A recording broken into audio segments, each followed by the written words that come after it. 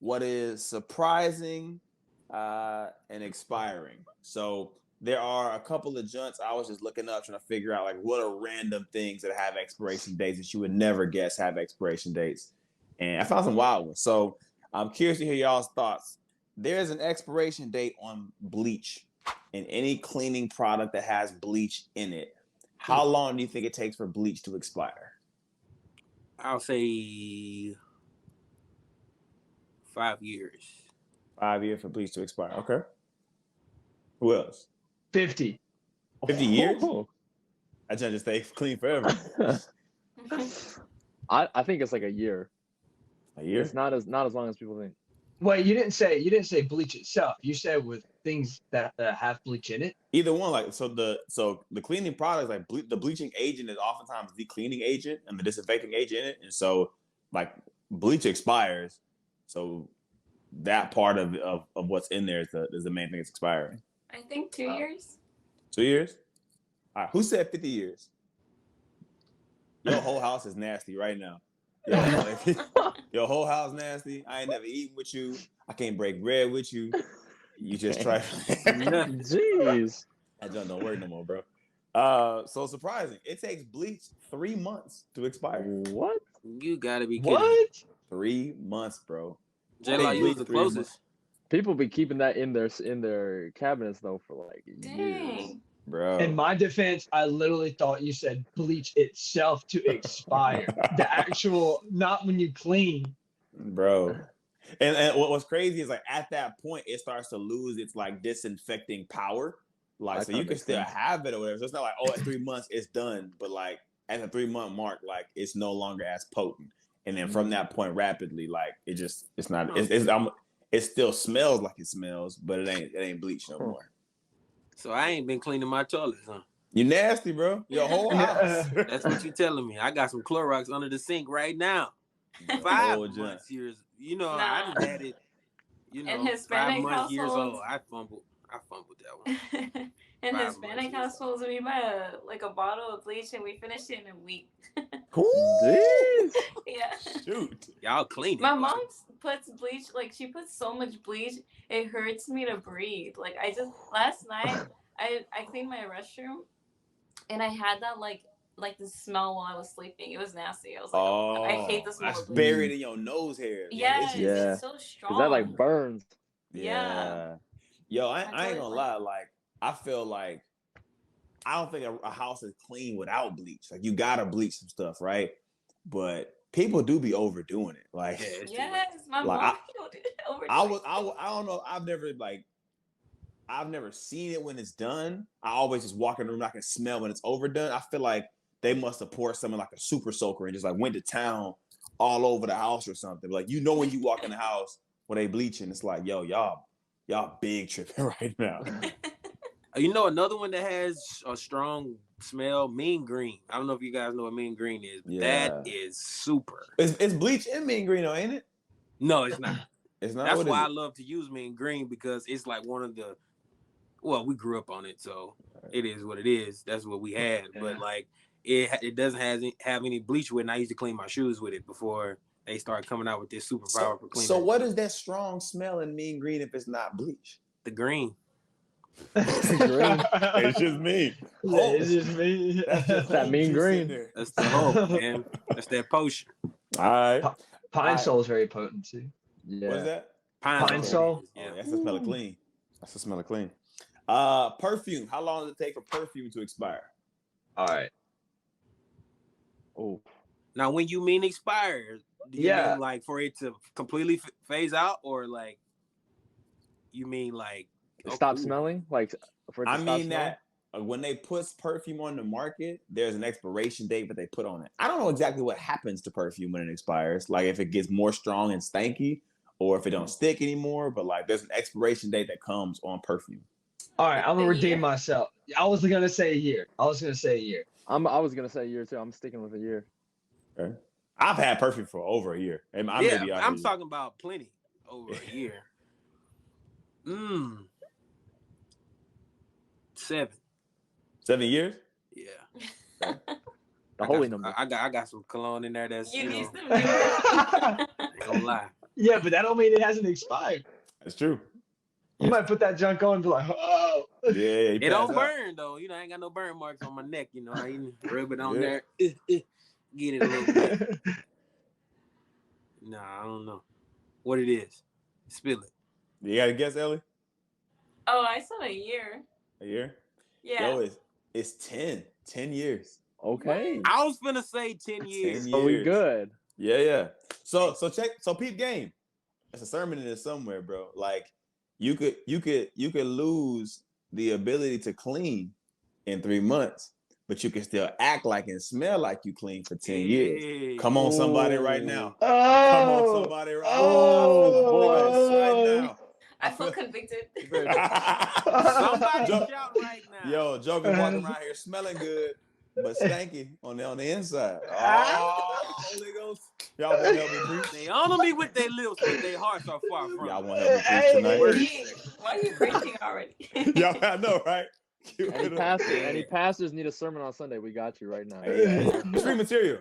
Yeah. Easy. It's It light ain't work free, but it's free. Yeah, Don't Something like, all right, keep it pushing. All right, this is a random one. Bulletproof vests have an expiration date. Be a tough time to find out your joints expired. Be a tough experience. Yeah. It expires when you get shot. That's Great answer. Well, what is it made of?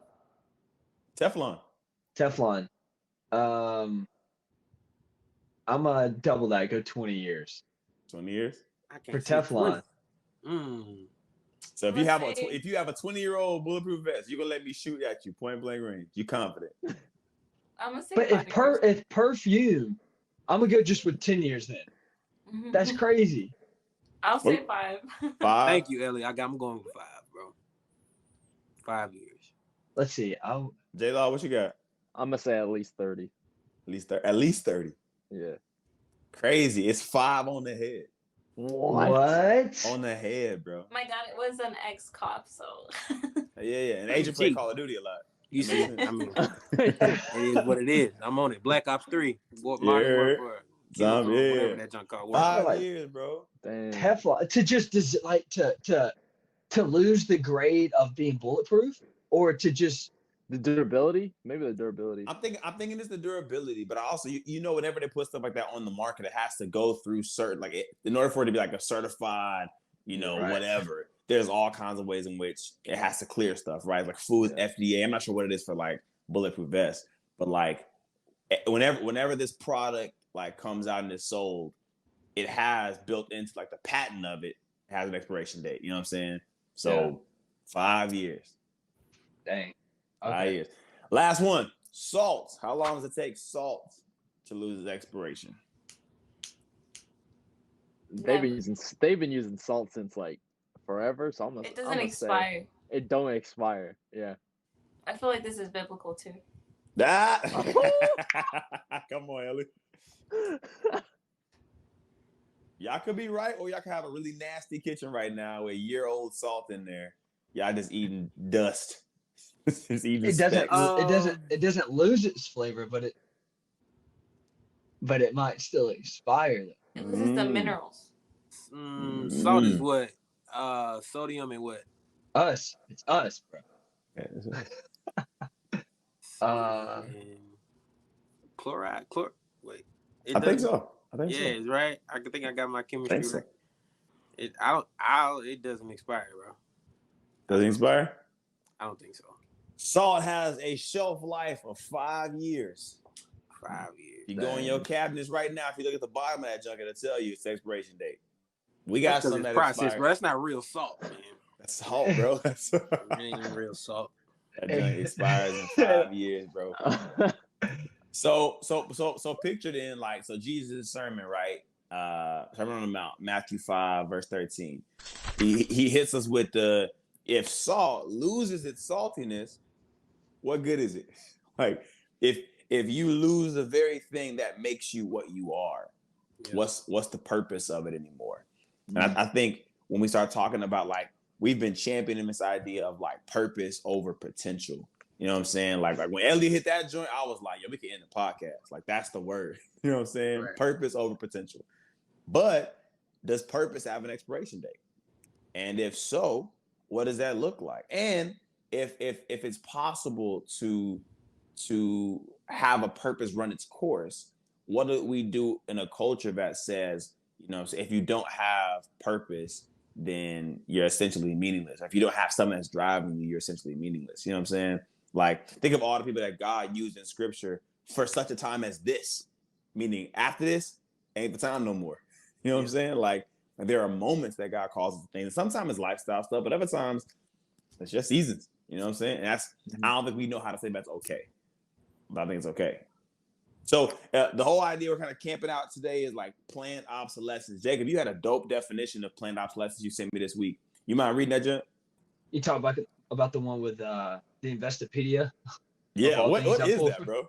So that's where I get all of my, if I have any question in finance, this is a plug for y'all. If you're trying to do like taxes for the season, just look up Investopedia if you have any questions. Okay. But anyways, describes a strategy of deliberately ensuring that the current version of a given product will become out of date or useless within a known time period. This proactive move guarantees that consumers will seek replacements in the future, thus bolstering demand. I love that. I love that last end. It's like, obviously the context of this is with companies. Right. Like, let's say, I mean, take Apple, for example. Definitely planned obsolescence. Your iPhone is gonna be trash next year. I don't care when, how hot you think it is now. It's gonna be trash. Mostly we hear it with the batteries, right? Planned absolutely, and who knows if that's real or not, but it really feels like it is sometimes, right? But yeah, I love how you have something that's deliberately known to expire to bolster demand. That doesn't make sense, but so it seems like all the language that scripture uses about, like, have y'all heard that song Seasons that Hillsong did? Yeah. Bruh. That song hits on so many different levels, but like the whole idea that like I'm like, if I'm in a season that is like difficult, I have confidence in the Lord because I know that this difficulty is just a season. You know what I'm saying? Yeah. Like, and that's something the Lord promises, right? Like me and Adrian used to grow up talking about this all the time, right? Like seed time and harvest. Like the Lord, that's a guaranteed joint. You know what I'm saying? Like Proverbs or Ecclesiastes says that there will always be like seed time and harvest. That there are things that happen in our lives that God's not saying might be seasonal; they will be seasonal. And I think when you think along those lines, it's like, yeah, the fact that a bad thing is only seasonal could be encouraging. But I think the idea that good things can be seasonal can also be a blessing as well, right?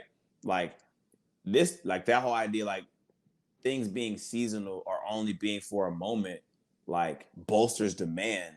I think if God made our gifts the focal point, then people would just need our gifts and never need Him. You know what I'm saying? The whole point is that I've been given a grace that's going to be really sufficient for this season, but ultimately I got to keep coming back to the source. If you rocking with me, you can only depend on me so much, but all of us, we got to keep going back to the source. You know what I'm saying? Like you can only carry so much with you at a certain point of time before the point is we got to connect to Him. You know what I'm saying? And like also that, to add on, like that doesn't mean at the end of your season you like fall back into nothing. It's like you go back to the source, and then when you didn't think God can make you, like He can give you more ability or more power, like He gives you more. He just keeps giving you more, but you have to keep going back to the source. And you have to be humble enough to go back to the source. Come on, boy.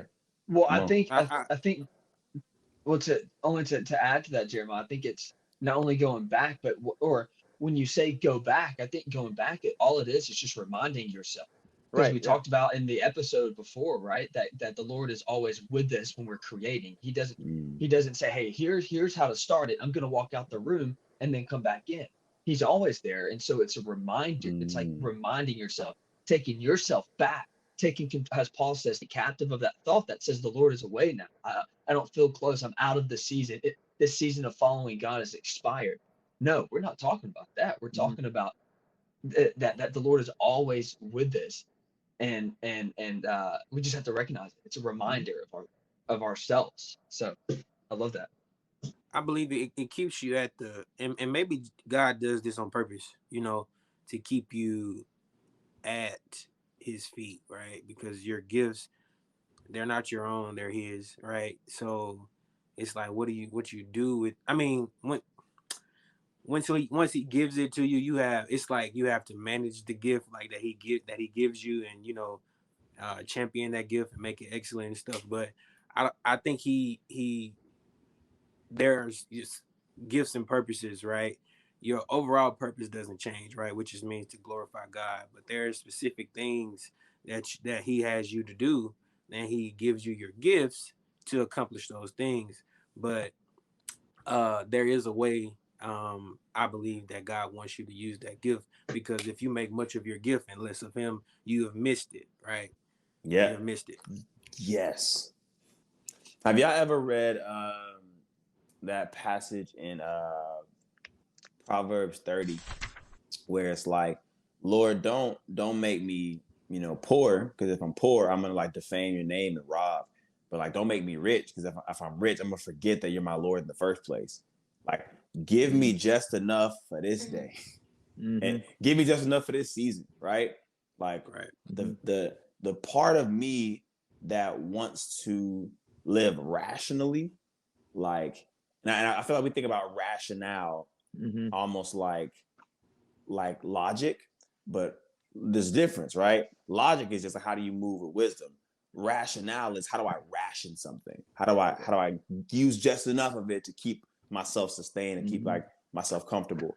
And there's no rations in the kingdom of God. You know what I'm saying? Like, he's abundance. But my confidence is I keep going back to where the abundance is. So every day I meet with the Lord, it's enough. You know what I'm saying? If like I started doing this whole poetry thing and preaching thing, and I remember like I was asked to write a poem about something, and I kept taking shots at it, and it was like everything I wrote was trash. Like, not like by my standards trash, or like I'm being like I'm struggling insecurity. It was just like I know how I operate, and I kept hitting writer's block about this thing. And I got through it eventually, but I remember there was a point when I was like, yo, what if that season I had is up? You know what I'm saying? Like, would I be content as a person if God took, my platform away from me, or took that gift away from me? Like, is he enough for me without the stage? And I mean, obviously, like, I'm still doing it right now, so I feel like that season's not up. But like, it took a while to get to a point where it's like, I really enjoy doing this, but it's not everything. You know what I'm saying? Like, at a certain point in time, your gift can kind of become everything. And I think that's the beauty of seasons. That's the beauty of obsolescence. Is like the assuredness. Not, if you're creative, this is a word for you. There is not a chance that you are eventually not going to be popping. It is a guaranteed thing that you will not always be popping. That is a fact, and that's okay. Like, it's a misnomer to think that you're always going to be like on. And the culture that we live in suggests that you have to make it look like you're always on. So let's go up around some examples. You ain't got to name a person, but like, give some examples of how you've seen somebody overtly try to ride a wave. Like, it was like, your time has come, probably should back off now, but you keep it pushing. I'm gonna say this: maybe the last 2.5 Michael Jackson albums we could have done without. You know what I'm saying? Like, Elvis Presley. That was a season, bro. Yeah, that was a season. But like, after a while, like, I don't want to see a grown man in his 50s jerking the pelvis at me. You know what I'm saying? Like, I could do it out. Doing the stanky leg. Bro, like, that was a season, bro. That was a season. I think if you look at movie industries, like, it's about money. Like, and like, sadly, my favorite franchise of all time, Fast and Furious. The 9th one, the most trash movie I've ever seen in my life. Bro, but we're not even racing no more. No, bro. They're going time travel next, man. Absolutely. Absolutely. But like, it's like they're trying, like, they're just trying to run away from the fact that like they're not relevant anymore. And you can, like, people are just getting tired of it.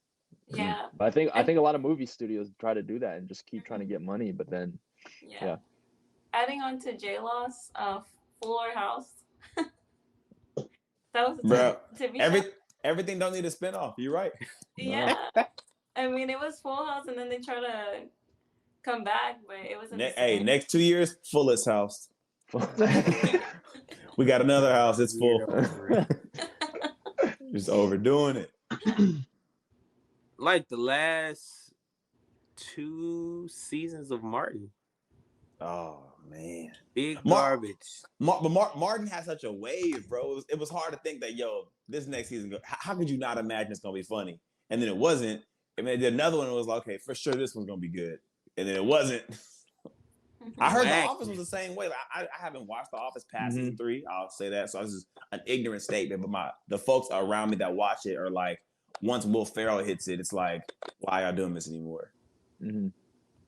No, that's true. Like, there's definitely a drop off. Like when Steve Carell leaves and stuff like that. Yeah, I think again, if you're making the gift or the rewards of the gift the main thing, then you lose sight of what you're doing it for, and it's real easy to get lost. You know what I'm saying? Dudes hanging on to like 2 pieces of hair. They like, I got a comb over. I'm still rocking. Like, if there are other options, bro. Like, if you're making, I did not appreciate you talking about me, bro. Your hat is nice, bro. Your hat is nice though. Like, you found ways. You found ways, bro. I think the first people that realize that someone is acting outside of their season is the ones that are listening the most. And so, like, with people in the congregation, for example, I think it almost seems like you can pick up on when someone is acting outside of their season or their gifting. It's like, the coined term try hard. You can, like, more than anybody in youth ministry, Jeremiah, you can attest to me on some ends. When I try to be a tryhard or I get called out, especially if I'm on the basketball floor and I'm like, wow, I'm just going a little too far and being a tryhard. I am not gifted in basketball anymore. They'll sniff it out. That season's over. I'm still denial. I think I got like 6 years left. Let's go. Come on. Let's go. But so I think we got to get into, like, how do you know? You know what I'm saying? When your season is here, like, how do you know when that time has run its course, right? Like, so talking about basketball, right? LeBron James is in his 19th season, and the Joker doesn't look like he's slowing down at all, right? And I think that there's some precautions he's taken and some moves he's made to where it's like, I can sustain, my body can sustain me carrying my career. Like, that's a thing, right? I think when it comes to, like, creatives, like, has your ability and your intentionality and growing in your craft and your awareness of your marketing, like does your giftedness sustain what you're called to? And if not, the thing is you're always called by God. You know what I'm saying? So maybe your time, your season in doing the thing that you were called to do may shift, right? So I just came back from a trip in Atlanta with a whole bunch of poets. And I would say arguably, like, the top dude who is, like, doing, like, Christian poetry has, like, stepped away from the project of doing poetry anymore. And now he's just overseeing the show. You know what I'm saying? So it's not that he's hands off of the project. It's still his joint, right? But now he's saying, I'm not going to be the main one performing. I'm going to do the behind the scenes stuff, right? I've spent 15 years. I've spent 20 years, however long you've invested in your thing. You know that brand. You know that business. So maybe it looks like, all right, I'm not going to abandon the project, but I have a new role now. You know what I'm saying? Maybe I'm encouraging the next wave of people who are carrying the gospel in these areas. And so I think if that's a thing, right? Like, if we are to be making disciples, not just making movements, not just making brands, but, like, if we're making disciples, there becomes a call on us to, like, train up the next generation of Jesus people. So not just be like, my gift is going to be the end all be all. No, for a fact that your gift is not. And so how do you intentionally pour into other gifted people? Like, as with Urban, we want to do, because we kind of have a sober awareness that whatever we're good at, we won't be good at in 15 years. Or it won't be the same need for that in 15 years. And to the glory of God. Like, that's okay with me. As long as he's utilizing, like, my life to bring him glory, to connect people closer to his heart, like, That's purpose for me. My role can change if my purpose is solid. Bro, even literally Jesus was like, Jesus knew he was going back to heaven one day. That's why he had 12 disciples, because he knew one day. He even said it's better that I go. Yeah, absolutely. Yeah. All right, so I feel like there's something to be said for like a younger generation, right? Like what are the things that we're seeing in the younger generation now that is setting them up to maybe carry the gospel even better than us, right? Like there are some things I feel like as creatives, this is our time. And I think there's so much about the platforms that exist now that it's so easy to focus on, like, this is the time to get out there and to go wide. But I also think this is the main time to go deep with people, because this next generation is going to have even more access than us. So what are things that you're seeing right now in the next generation that's like, yo, we really got to invest in them because they got this coming? Yeah, I think definitely for sure social media. Like if you go on TikTok, there's a really big Christian community, and TikTok, growing like every day. Yeah. So their TikToks would blow up. I had one of my first videos, like TikToks, blew up actually, and I don't know how many thousands of likes it got, but I was like just praying. People love those, and just like small preachings or a small word.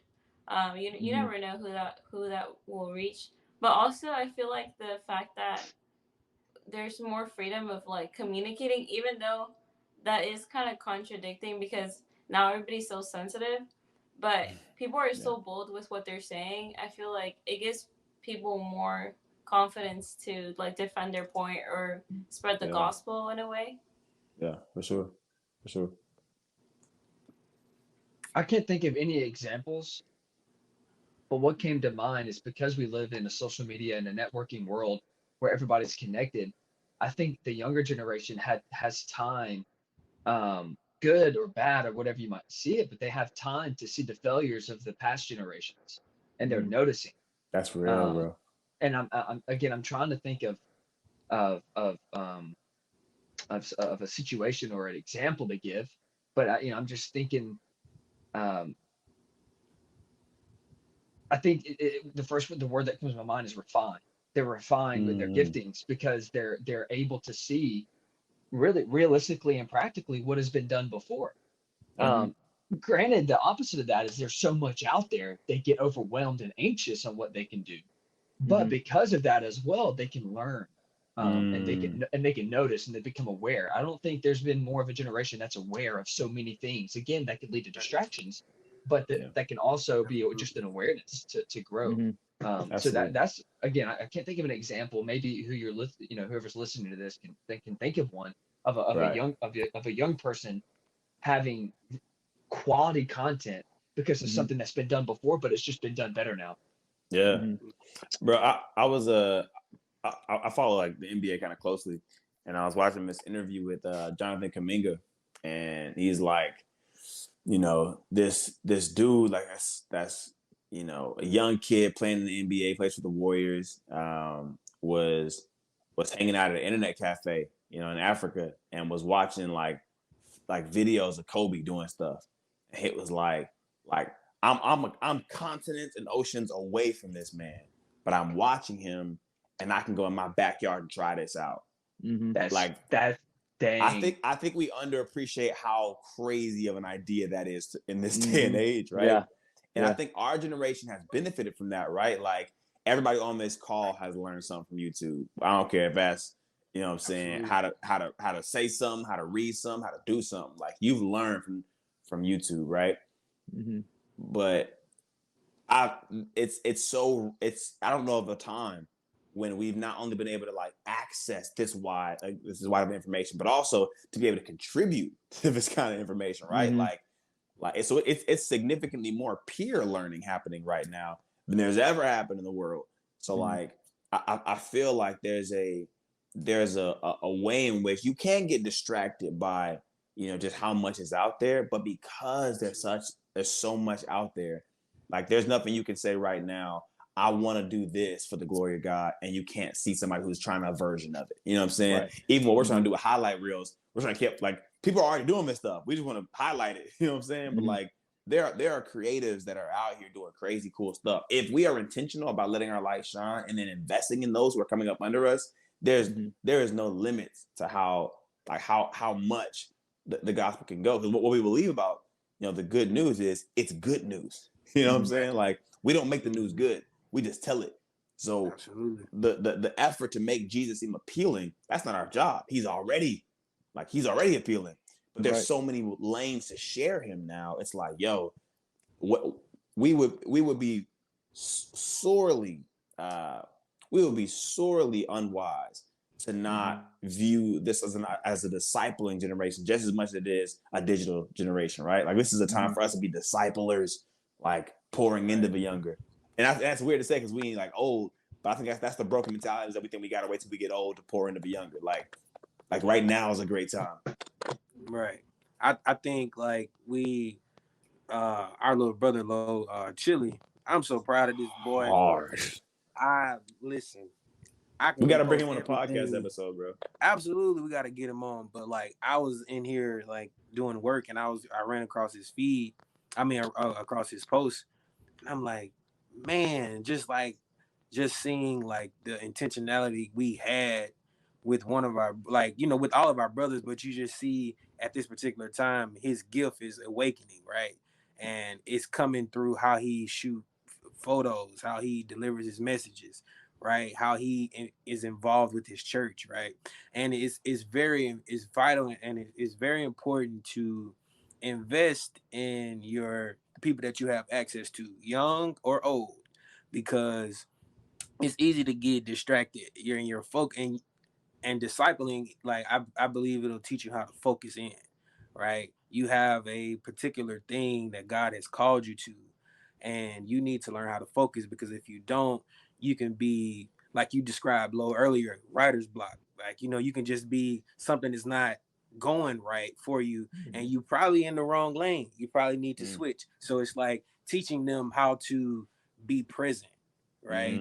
Yeah. And it's not, because their gift is their gift, right? But that gift can be stifled a little bit if you're not in the right environment, if your focus is off, if you're not faithful, if you're being lazy. So it's not giving them our gifts. Well, it's not giving them our creativities or those types of gifts, but we can invest the gift of, hey, you have my attention. What is bothering you right now? Like, I can give you that and kind of give you an ear to say, like, what's going on? Like, what you're struggling with. You need to watch out for this, because you're going to be hit with a whole lot of things, because we were, right? And they're growing up in this generation, right? And I say that like, and make it feel like I'm old, but we didn't grow up in the technical age like it is now. We know how to use it, but like from top, that's theirs, bro. Like, we borrowing it. That's their stuff. Yeah, like that's their stuff. Like, at 1 year old, they having access to iPods and, I mean, whatever, iPads and all of that, computers. Nobody has access to iPods don't even exist. No more iPods and Zooms. No more Nanos. But like, they have access to everything, bro. Yeah. And that can be dangerous. Too much exposure can be dangerous, I believe. Yeah, I think the investing part is just so important. Of like, not, I don't think we can really define when someone is ready to be brought in, but we already have to begin that investment by already inviting younger people into spaces. And like, yeah, we hold their hand for like a minute, but like, sometimes you just gotta you have to just let them grow in this space, and before you know it, they're gonna start flying. That's real cheesy. I don't want to say analogy, but like they're gonna grow in that space, but we have to make those investments, because like all of us were invested into somebody too. And so like, I'm gonna steal this. Hold on, I'm gonna steal one more thing. I'm pretty sure Mark Swayze said this, because they were sharing this reel everywhere like 2 weeks ago when he spoke. But like, it's like the platforms that we're on, like, was other people's like like we're using other people's platforms as stepping stones to get higher, and like we got to keep that train going. Like I don't want to be the generation that just kills everything, bro. Every platform is built, bro. Like nothing of it is just show up, right? Like every one of them is built. And if our goal is to share Jesus, then the whole point should not be I stop building platforms for others, you know what I'm saying, just to make sure I hold my place. But like, I want to see Jesus. I want to see Christ come. I know for a fact that there's ways in which these dudes will reach folks I won't reach. So how about I make room for them and encouragement for them to go and reach? Exactly. Keep the message going, because Jesus said greater works that you would do, right? So it looks the same, I believe. Like there are some things that, man, like they're gonna have access to, and with the right focus, they can hit it head on, like, you know, and like buckle down and kind of be accurate in like what they're doing. But go ahead, Jacob. Y'all cut Jacob off again. I'm fighting y'all. What's up? I'm sorry, do y'all realize what you're saying with investing? When you say you're investing into someone, you're putting a value into a certain thing, and you're letting it sit and grow on its own. That's what investing is. Man, see, that's why we let finance folks preach, bro. Come on. Business guy. It's that compound interest. Come on. I didn't say it. But do you see what I'm saying though? Our economy is built off of investing. So why can't we as creatives do that? Oh, it's built America. And so and you know, land of the free, home of the brave, right? But why can't we be, okay, let's use that tagline. Why can't we be free as creatives to invest into the others? Because when we invest into others, we can just see it grow on its own. And what do we have to give up? We have to give up control. And that's that's the hardest thing to do, I think. Because yes, be prideful as a gift from God in that instance to have that gift. But be prideful in a way that so much so you can say, I'll let it go as well, because you're willing to invest. So yeah, that like realize what you're saying when you say invest. You're saying I'm giving up control to see something grow, and that's not because of me. It's because of me letting go. Why is it so hard for people to be in the background, you know, and letting another, like raising someone up to take the mantle on, right? I think you see that example in I may mess this up, Elijah and Elisha, maybe. You know, you kind of see that example of him training this young man up to carry on the work, you know, of the Lord. Paul and Timothy, absolutely. And one thing I would think, just off top, is you think your gift or your platform saves rather than Jesus, you know, and that's you think you the focus. You think your gift is the one that's doing the work, when God is using your gift. And pride come before the fall. Bro, I ain't gonna tell you no story. Look, there's a great theologian named Three Stacks. Says, I know you like to think your stuff don't stink, but if you lean a little bit closer, you'll see roses really smell like boo boo boo.